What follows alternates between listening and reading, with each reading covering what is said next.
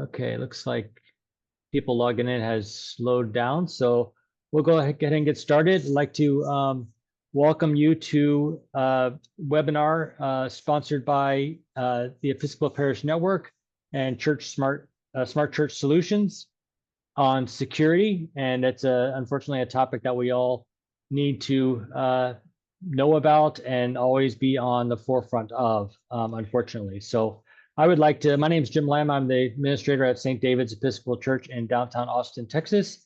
And I'd like to introduce Lee Kuhl from Smart Church Solutions and Christine Kinman, who's going to be presenting for us. And so I will turn it over to you. Thanks for joining us. Okay, great.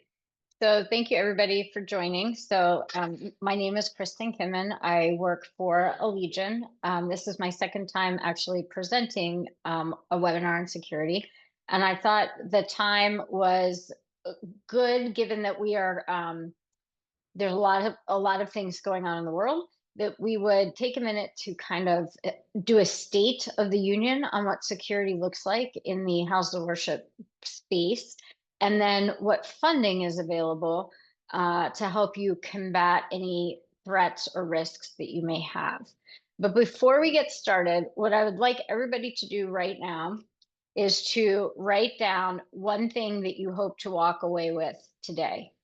So it could be anything regarding funding or around your questions about the house of worship space and the threat to you currently. And if I don't answer your question at the end, please feel free to ask it in the chat. And if I don't have the answer, I will work to find it for you and get back to you. So with that, I'm going to dive in, maybe. Okay, hang on. Having some technical issues and my presentation is not advancing. What's going on here?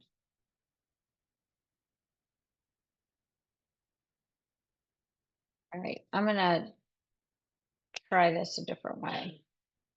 So I apologize, everybody. That's still not advancing. That's just very odd.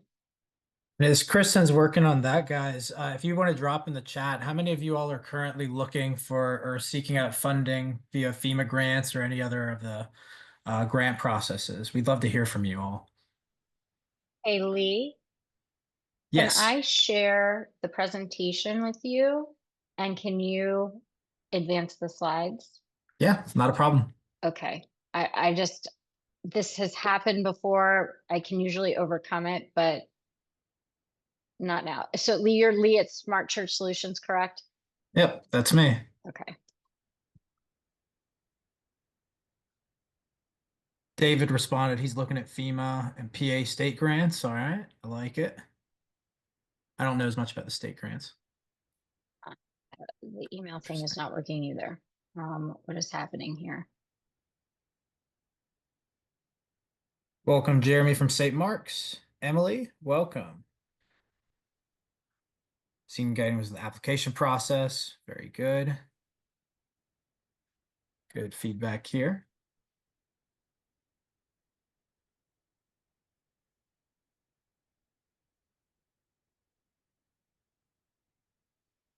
A lot of people for the grants.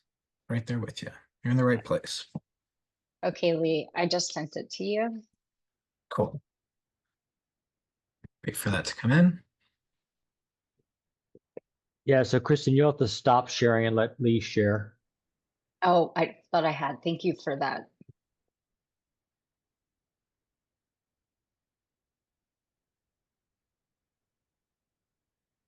One moment. Teams makes me input a code to download. Let's see.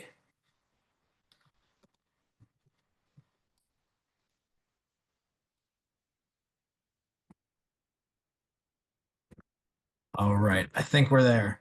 Okay, thank you. Absolutely. So let's see. Okay, so Rebecca, Diocese of Ohio. There is an Ohio state grant, so we can talk about that.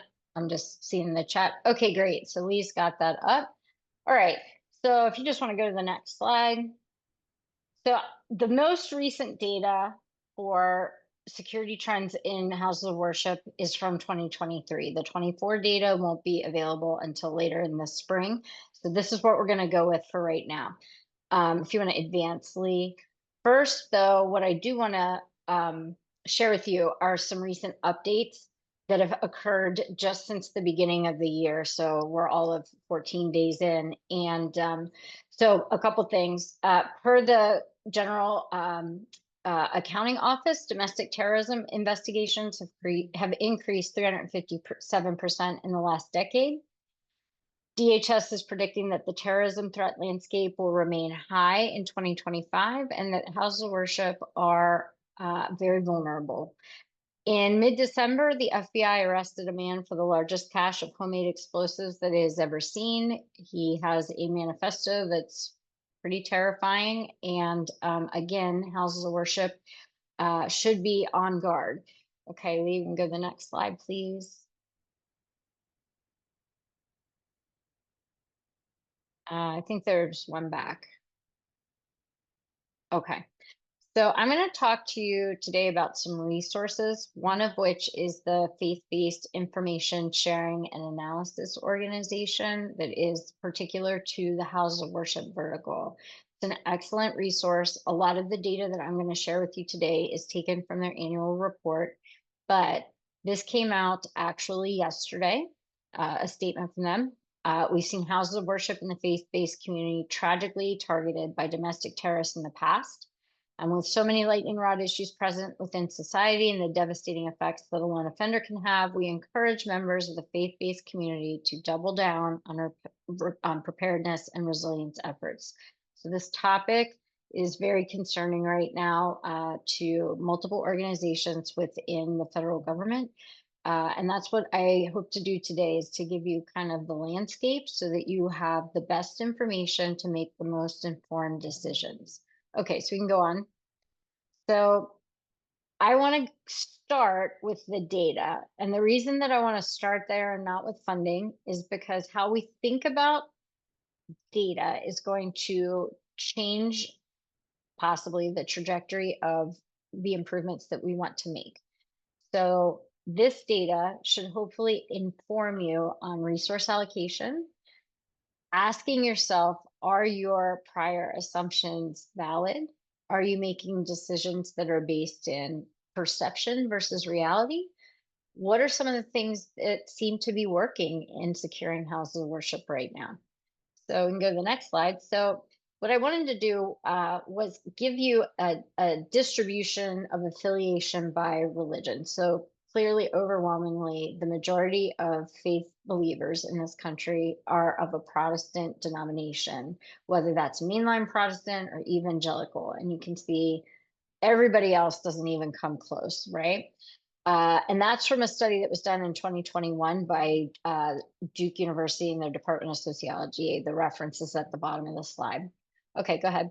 In 2023, there were 1,027 attacks on houses of worship. And this is how those attacks break down in terms of percentages. So 43% were Protestant. And then as we move to Jewish, Catholic, and Muslim, you can see that it falls off. Okay, go ahead.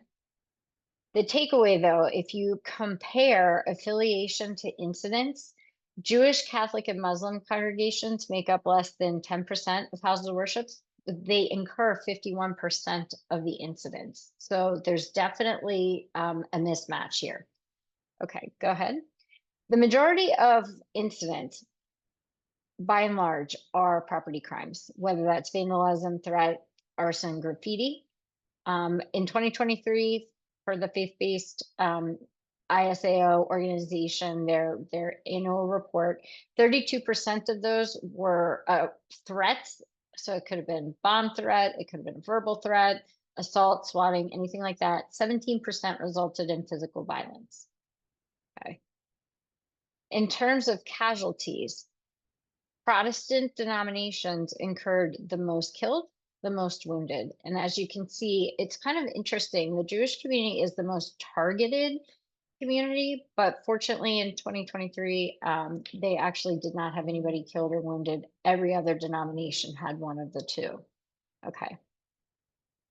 In terms of weapons that are being used, 9% of all incidents involved either firearms or bladed weapon. But a facility is 3 times more likely to be attacked with something like that's laying around on your property, paint, rocks, or hands, fists even, than a bladed weapon or a firearm. This is a really interesting statistic to me, and I'm going to talk about this a little bit later, but 67% of all incidents actually occurred either in the parking lot or on the grounds. 33% occurred in the building interior. So that's a striking statistic that I want you to kind of pay attention to. Okay, go ahead. And if you look at the distribution of attacks by geography, 50% of attacks occurred in 9 states. I've listed them here, and you can also see who was specifically targeted in those 9 states. So Protestants were mainly attacked, had the highest incident of being attacked in California, Florida, and Texas, which also kind of makes sense because there's a lot of mega churches in those states. So population had something to do with these statistics as well. So it's something to just keep in mind. I'm not going to go through this. This is I'm going to share this with EPN to send out. But if you wanted to see the cross tabulation of incident by religion, it's here for you. Key findings for this: what is feared the most actually happens the least. So guns or knives and mass casualty events occurred in less than 10% of incidents. And that's an important finding. Why?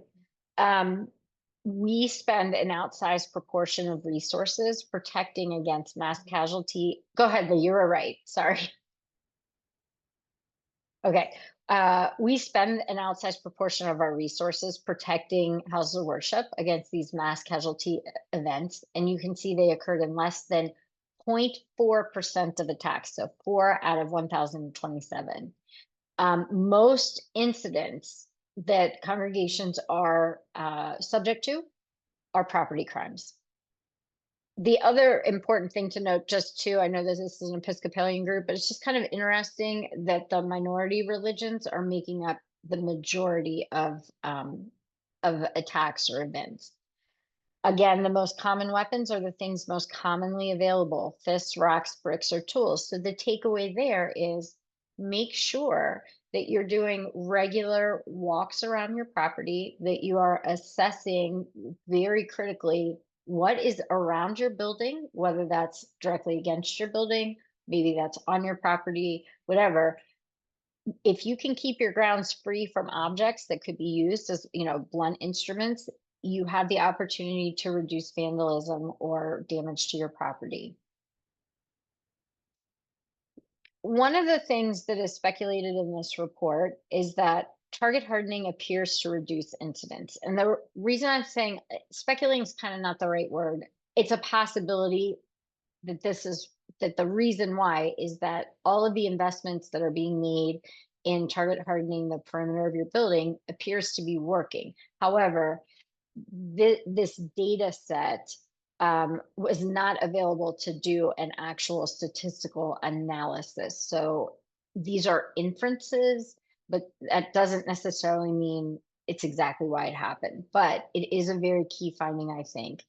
So the takeaway there is that investing in things like doors, windows, locks, and access control is generating a high yield on your return on investment. Again, 66% of incidents occurred on ground, so parking lot and surrounding areas. So being able to secure your perimeter and monitoring this space can help keep assailants at bay. And I want to add on to this because this is something that actually just came out that I read actually this afternoon. The Department of Homeland Security, CISA, is trying to make people aware of the fact that soft targets, as buildings are becoming more target hardened, soft targets are increasingly becoming a more palatable approach for someone intent on doing wrong. And so specifically from a parish perspective, they are recommending that you are on alert at times when there's a lot of people on your grounds. Maybe it's an event, maybe it's after Sunday worship.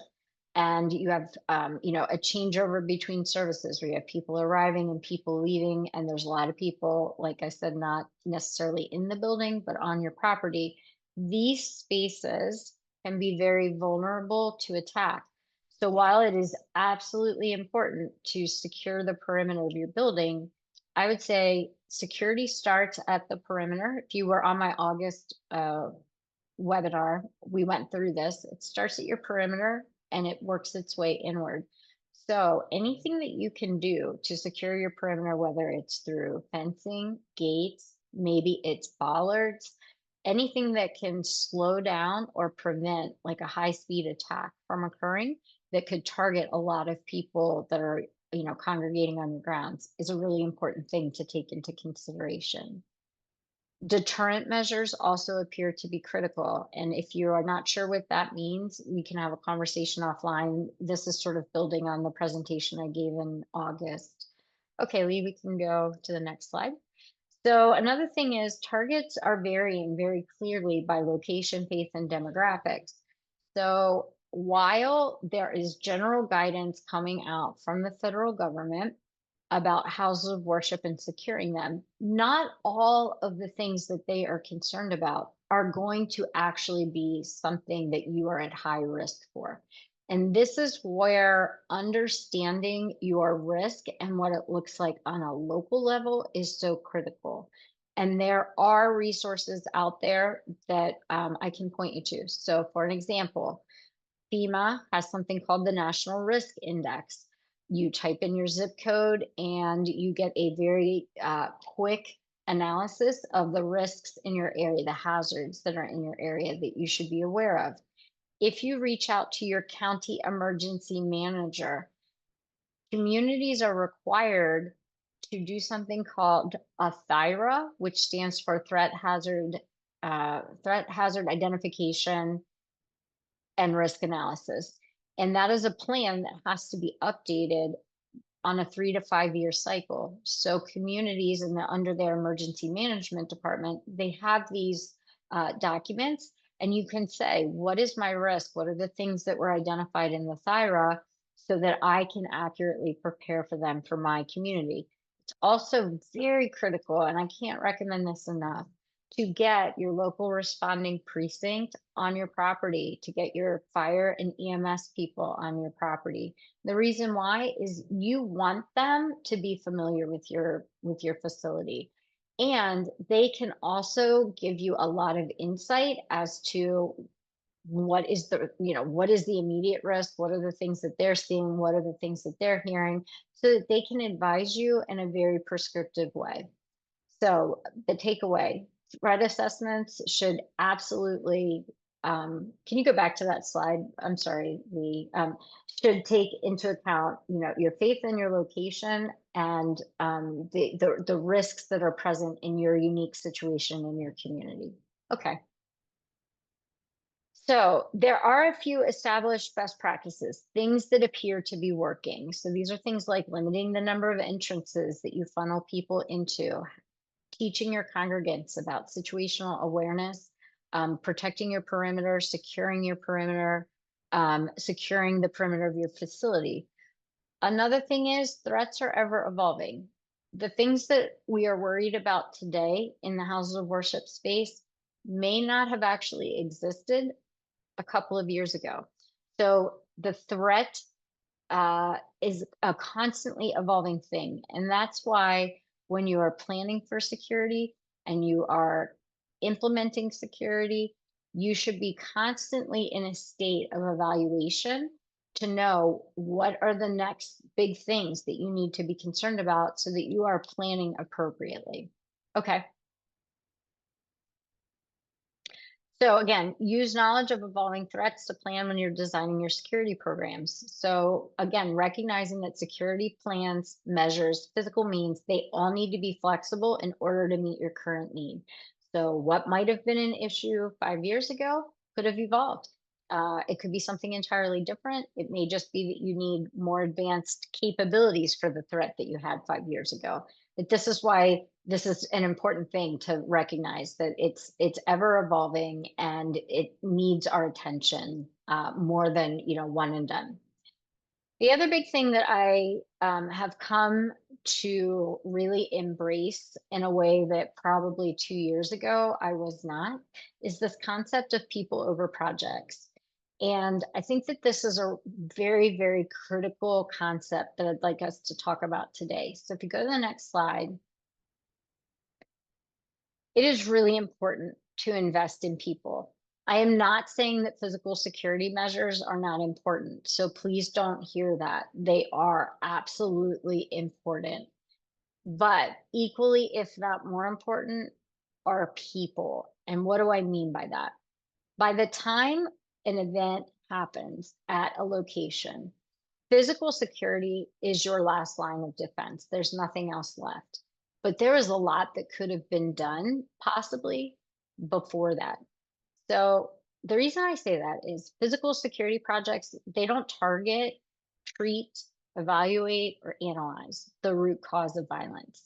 So working to understand what are the threats, what are the wounds and hurts of your community that could potentially be the, have an outcome with some form of an attack, so that you can try and address that as a faith community before it ever erupts into, something violent. Again, physical security treats the symptom of the problem, but not that underlying condition. So trying to understand what are those underlying conditions, it's very important. We need physical security, though, as a safeguard if and when an event happens. So I want to be very clear about that. It's not an either or, it is definitely a both and. But a lot of times when I work with congregations, they're very, very focused on physical security. And when we talk about what I'll call sort of the soft side of security, there hasn't been as much attention and understanding of what and why that needs to happen. We need to understand what the drivers of violence are in our communities. So making investments into things like mental health first aid, training our congregants, key volunteers in mental health first aid, liaising with community leaders to understand, some of the root causes of poverty, or perhaps it's drug addiction in your community, whatever it is. That is equally as important as target hardening our facilities. Finally, physical security measures always have been, always will be dependent on people, policies, and procedures. All the money in the world, all the improvements in the world, they are not going to solve your security issues. Your staff, your volunteers, your congregants, they need to be bought in and led to this concept that everyone has a role to play in keeping facilities secure and people safe. Also, policies, oh wait, sorry, can you go back one more? Thank you. Policies, procedures, training, and compliance. And I really want to emphasize this because this is where I see facilities fall down. If you don't train your people on the systems that you've put in or on the procedures that need to be in place to keep people safe, and you don't enforce compliance for them, whether that's re-education, whether it's a staff member who just continually refuses to do what you're asking, and maybe it's, it's an HR issue, however that shakes out. But those four things are absolutely essential to not only securing our facilities, but keeping people safe.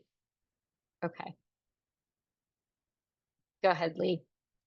So in terms of action items, like I always like at the end of a webinar or presentation, I want the people that have attended to be able to say, okay, I have some marching orders. I know what to do next. And so here's like my down and dirty list. Understand what your risk is. And like, again, that requires going to external sources, talking to that county emergency manager, your fire EMS. If you have a relationship with your Department of Homeland Security, Protective Security Advisor, they are a great resource. Reach out to them.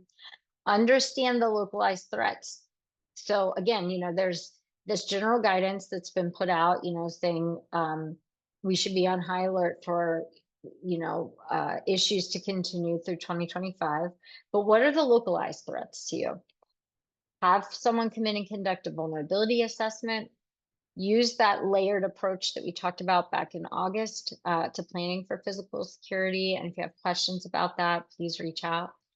develop that emergency operations plan, and most importantly, train on it.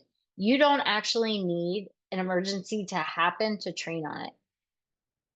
You can train on your plan for any kind of event. Like, say Christmas Eve is a time when you get a huge influx of people coming to services. You can use your emergency operations plan and the hierarchy that you've developed, and test it. Stress test that plan. Make sure that you are identifying the areas of weakness, identifying if there are, gaps and disconnects in your plan. Maybe it's you have a big fall festival or whatever. Use your emergency operations plan as a way to to stress test it. Another thing is train your ushers and greeters. There's a great resource called The Power of Hello that is put out by CISA. I have linked a lot of documents and other resources here through QR code. So you'll get this presentation, feel free to use it. Make sure that you have people that are trained on CPR, first aid, AEDs. Another thing that I always say is have stop the bleed kits positioned in critical places around your campus. The places that I recommend putting them are in your first aid kits, like if you've got a mounted first aid kit or if you have an AED mounted on the wall, put those stop the bleed kits there. If you have classrooms where kids are a lot of the time, it's a good idea to have those in each of the rooms. That stop the bleed training can be done in an hour. It is free. There's no charge for it. There are community resources that can come in and do that if you request it. Tabletop exercises are another great thing. Your protective security advisor, they can help you with that, as can local law enforcement. If your campus does report any kind of hate crime, vandalism, threat, anything of that nature, make sure that you report it and that you file a report so that it's documented. Again, engage in the relationship building with your local law enforcement, EMS, and fire departments. Get them on your campus at least once a year. I've included a link too for the PSA program to find out who your specific PSA is for your area. Okay, Lee. So I talked about this before, the faith-based information sharing and analysis organization. That's where I pulled the data from a lot of that like state of security report. This is an excellent resource. I highly encourage you to look into it. It is not that expensive to join, and the volume of information and the training that you can get is really remarkable. So I've included information here. Maya Saab is the director of that organization. She's a great person and is always happy to help. And then again, additional resources. I've linked QR codes to different houses of worship security resources here. I did test the codes, they still work. So feel free to check out that information as well. And then finally, I think this is my last one on resources. I really strongly encourage people uh, to get trained in mental health first aid. I think that's a really big deal in society today. There's a lot of people that are in crisis. So having people that are trained at your facility to recognize the signs and then to know what to do and take the next steps. I talked about Stop the Bleed. That's from the American Academy of Surgeons. Excellent. The training, like I said, can be done in an hour. It is free.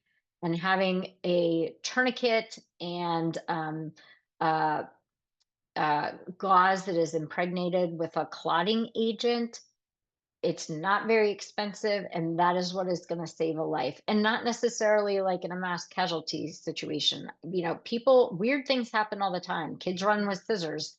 It could be anything like that. Falling off the monkey bars if you have a playground and puncturing an artery, that person will die out before first responders can get to them. So this is truly, literally life-saving equipment that's going to cost you, maybe $75 a kit. It's not a huge expenditure.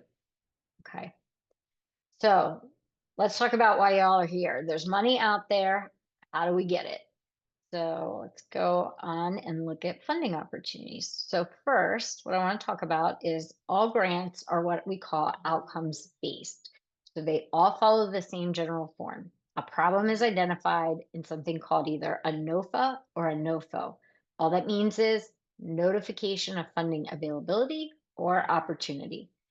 They are going to lay out what problem is to be solved under the grant and what are the parameters under which you can solve them. So they're going to give you a list of these are allowable expenditures, these are unallowable expenditures.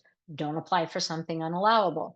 You're going to have to craft some form of a response or narrative summary, provide a budget, have a schedule or a timeline, and then there are going to be reporting requirements, and that will vary grant to grant. Some are going to require quarterly reports, some are just going to be annually. It just depends on what that agency is requiring.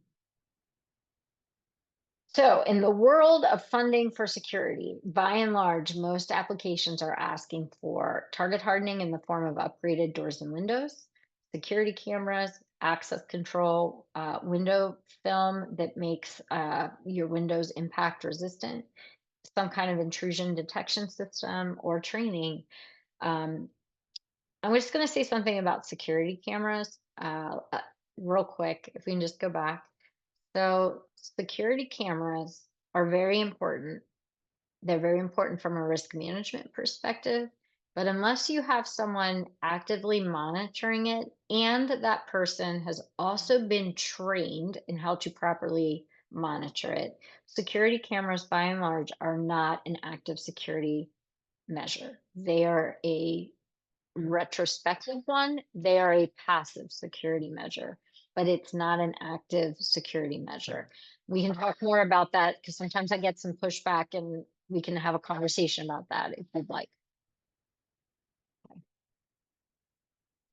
So kind of what separates applications, like what makes one distinct from another? So applications that are going to convey the most compelling need, that's going to weave together a cohesive narrative, those are the ones that are going to stand out. Meaning things like the application is going to fully explain what is the problem to be solved, what was the process of evaluation that you went through to target the specific problem, what was the process for choosing the solution, what is the intended outcome, and how is that solution going to get you to that intended outcome. And this is very important. What you're asking for ties into the programmatic goals of the grant. Because if you ask for something that that grant is not covering or isn't really focused on, you're not going to get funding. There's some additional factors, things like what percentage of people are going to be impacted? Does the improvement affect multiple community groups? Have you taken a collaborative approach to planning? Meaning what I was just talking about. Have you liaised with law enforcement, your PSA, EMS, community leaders, other faith-based leaders? If you are renting out your space or letting your space be used by community resources, like maybe it's Alcoholics Anonymous, or maybe it could be any other group. Do you have their intake? Have you collaborated with them? Do they support what you're asking for?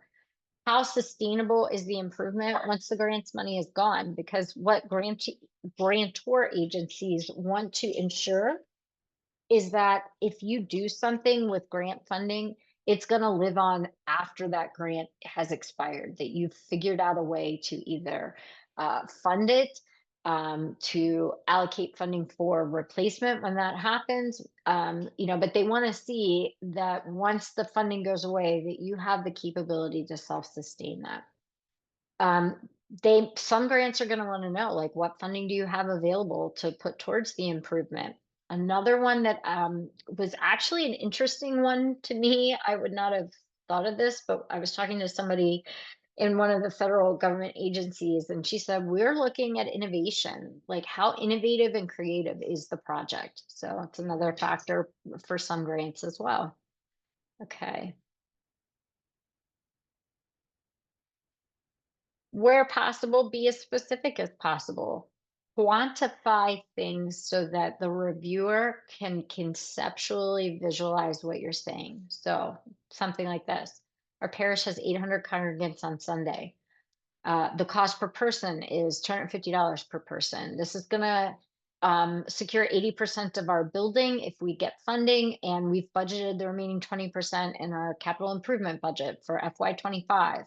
Or something like this: this is going to secure 100% of our facility and all 800 members, but additionally, our facility is used by outside groups every week, which bring an additional 500 people onto our campus. So it's going to secure them. And we've talked to the leaders of those programs, and they are supportive of this.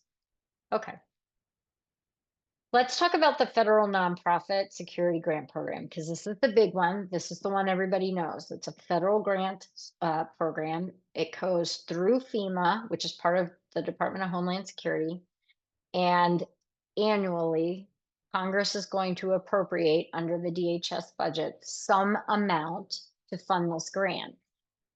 So let's pretend for a minute that it's $500 million for FY25. There are two aspects of this grant. There's something called, they call it the UASI. What that simply means is Urban Area Security Initiative, versus the NSGPS, which stands for state. So if you are in an area that is considered an urban area as defined by FEMA, you will apply to the Urban Area Security Initiative part of the grant. If you are not in those areas, you will apply to the state side of the grant. Make sure you understand which side you fall on, because if you apply to the wrong program, they're not going to nicely kick it over to the other group for review. They just discard it. So this grant is open to any 501c3. You are eligible, at least historically, for up to $150,000 per site, up to 3 sites. So the max award is $450,000. The money then flows from FEMA to what is called your state administrative agency, or the SAA, because this is how you're going to hear it framed if you listen in on any FEMA webinar about this grant, or any other webinar, quite frankly. They're going to use a lot of lingo. SAA is one of them. It just means your state administrative agency. That's typically your Department of Emergency Management for your state. You will only ever apply to your SAA. You'll never apply to FEMA. Your SAA will review, score, and then forward their review to FEMA for the final decision. Your period of performance under this grant is 36 months. There is no match requirement, and this application opens once the appropriation bill is passed. Oh, sorry. So right now, we are in a continuing resolution. So as soon as the Homeland Security budget gets passed, under law, FEMA has 60 days to put out the notification of funding availability to the your local SAA. And typically, you have to respond depending on when the application opens, because there's some other deadlines under law. You usually have the SAAs. In an ideal year, they like to give you 6 to 8 weeks to make the application. Oftentimes that's not possible because of the deadlock in Congress and passing CRs and not having a valid or passed appropriations bill. So you just kind of have to be monitoring it. It usually opens up sometime between Valentine's Day and May. And it's always due back to the SAA before the end of May, because they have to get it to FEMA by, I think it's June 30th. The awards are announced late summer, the beginning of September, and then you contract that. And then again, you've got 36 months to do your implementation of their program. So where do you start? Because this is kind of a daunting process at times. So the first thing that you need is a vulnerability assessment. So I've given you some options and some links. You can contact your PSA. CISA does have a self-assessment resource on their website. I would caution you about using this, not because it is a bad resource. It is not.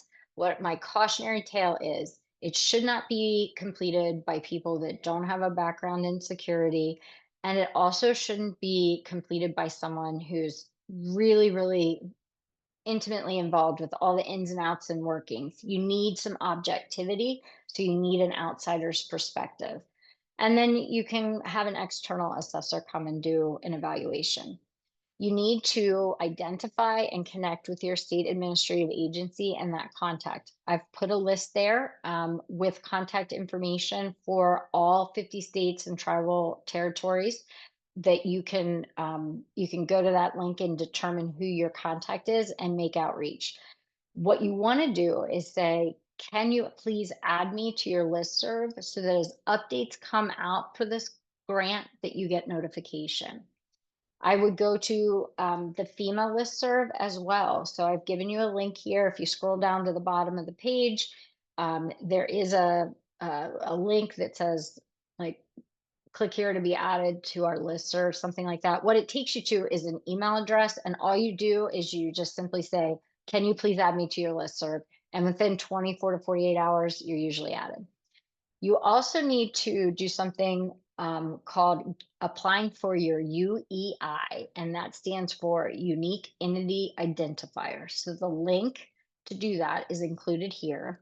But the UEI is how the federal government tracks awards. It's their basically system of award management. Used to be called the SAM number, and that's what it stood for. They changed it to Unique Entity Identifier, and there's a process for doing that. And I recommend that you do that as early as possible. And the reason that I say that is because I have worked with congregations where it has taken them a week to get that number.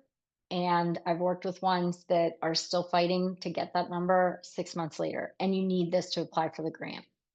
The other thing that you're going to want to do is gather any reports from either of any kind of incidents, and that could be something you've reported to law enforcement. It could be something that your risk manager is tracking if you have a risk manager.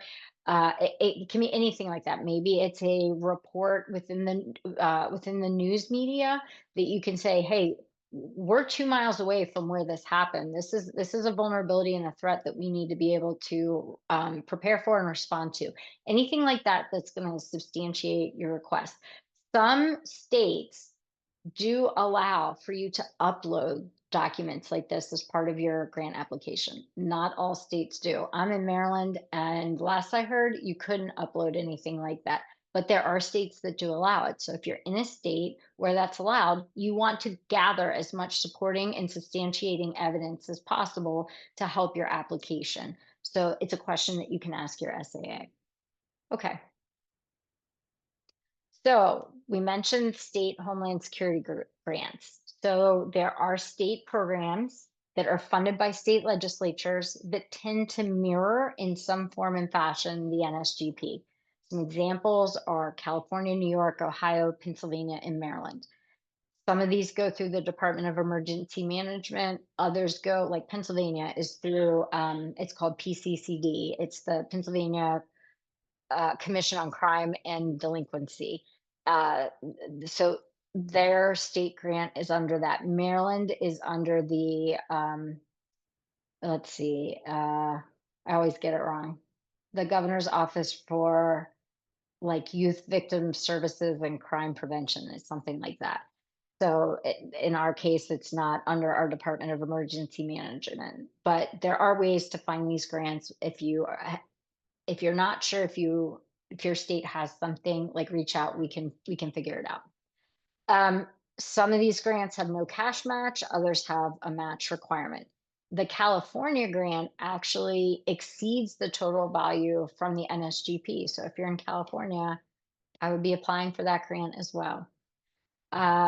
Sometimes states have Centers for School Safety or legislation that's authorizing funding. So if you have a school that is attached to your location, or there are schools within your diocese, they could be eligible as well. Like I said, I'm in Maryland. There's actually a good amount of funding available for non-public schools in Maryland for security.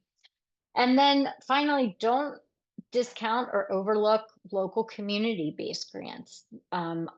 Last year at the start of the Middle East war, I saw a lot of communities making funding available to houses of worship to protect them during services. that could be another place to check out. Sometimes too, I've seen community development block grants be allocated for security projects. That's not as typical, but it can happen. The next thing that I like to talk to people about is grant writing assistance. So when I first started working with this grant, I think it was 2017, there was like $60 million allocated for the entire country. Nobody knew about it. Your odds of getting it were actually pretty high. In the intervening years, I've seen that go from 60 million to 90 million to 180 million to 300 and some million. And then last year there's an initial allocation and there were two supplementals that were passed. And I think they were upwards of over $450 million all told.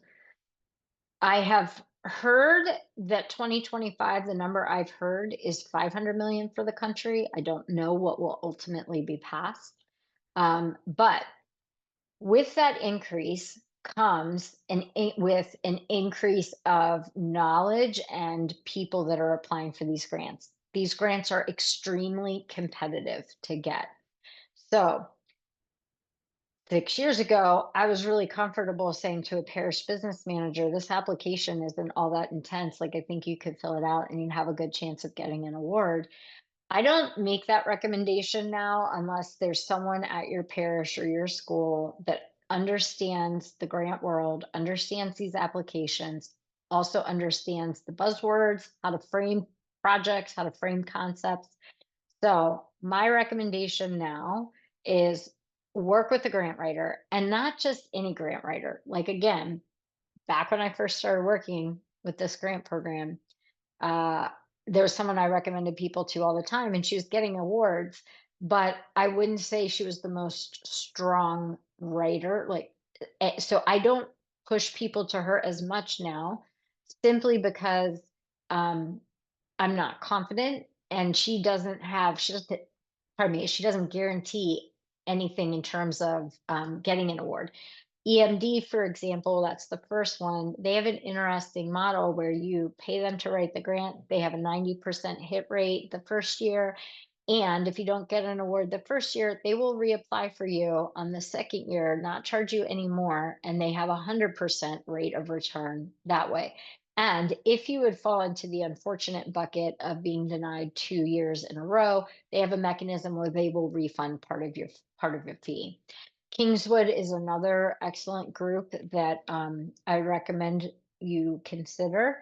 They did give me a QR code that you can scan, and that will go straight to their website. And they also have a very high hit rate on successful applications.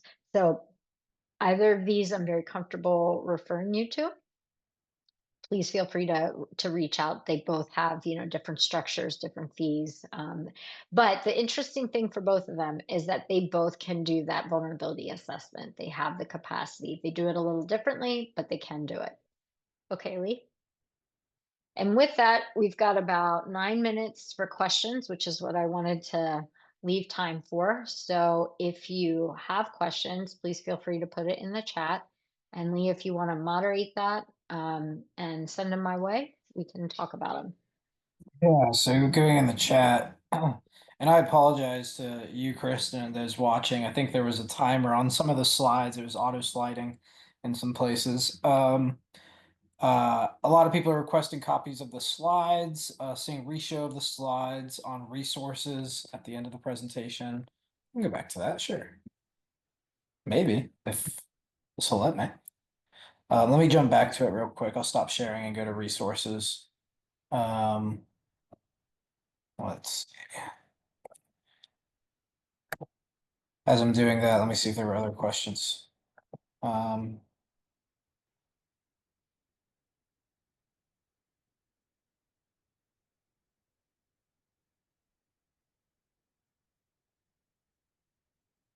I am not seeing any questions as of right now. Guys, drop them in. We still got a few more minutes. Let me see if I can go back to that resource section here, though.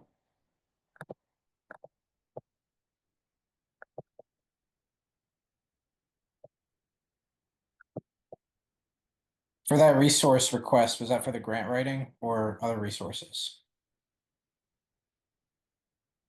Maybe it was this one.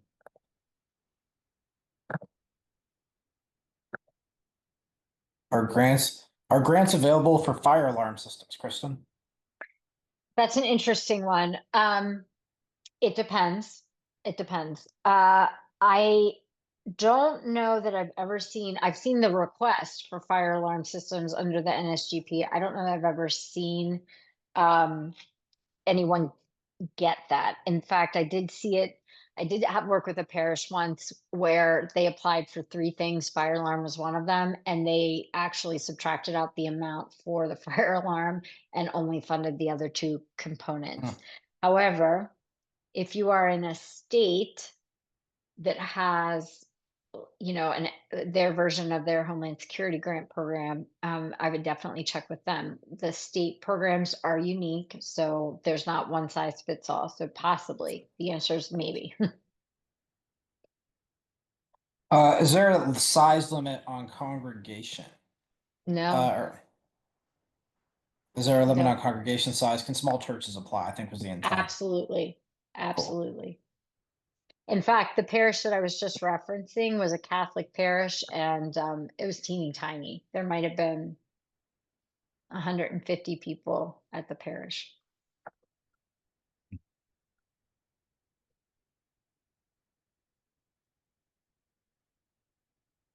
Let me go back to those resources as well that are being requested. And these slides will be sent out as well. So if I'm not showing the right resources, sometimes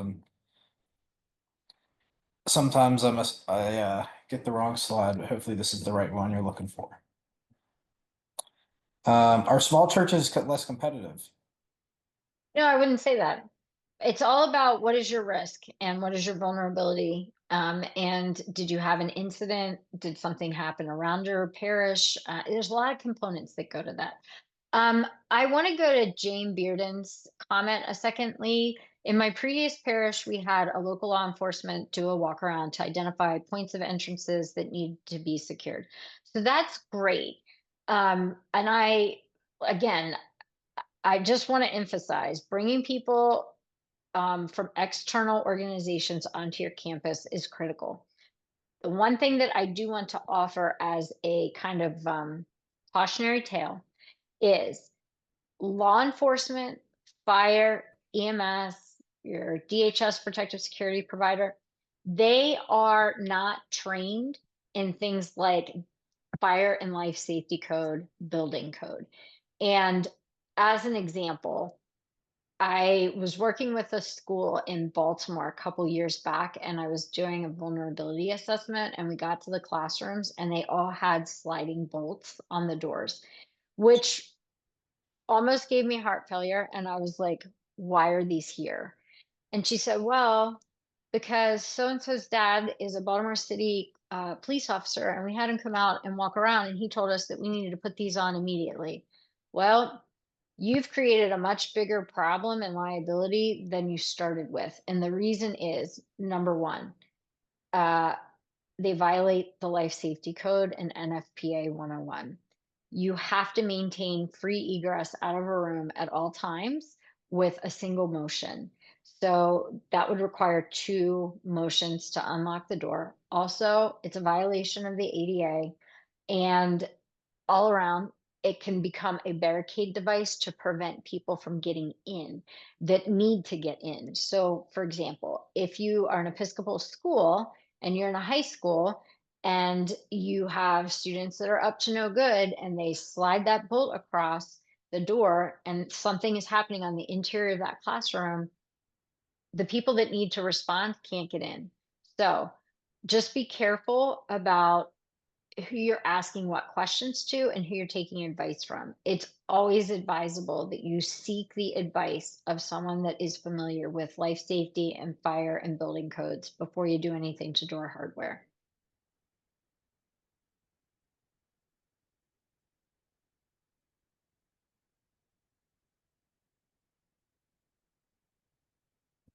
Got a couple others. Let's see.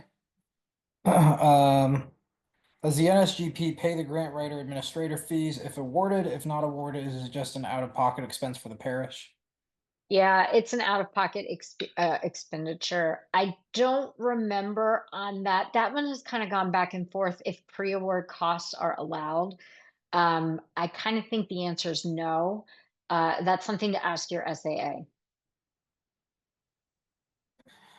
We've got a grant for a community EV ride sharing program with security fencing to protect the EV charging station from vandalism qualifies something to qualify for a security grant. Fencing is an allowable expenditure. Nice. And I think that was the last question. And look at that, we have 2 minutes left of time. Okay, great. Thank you so much.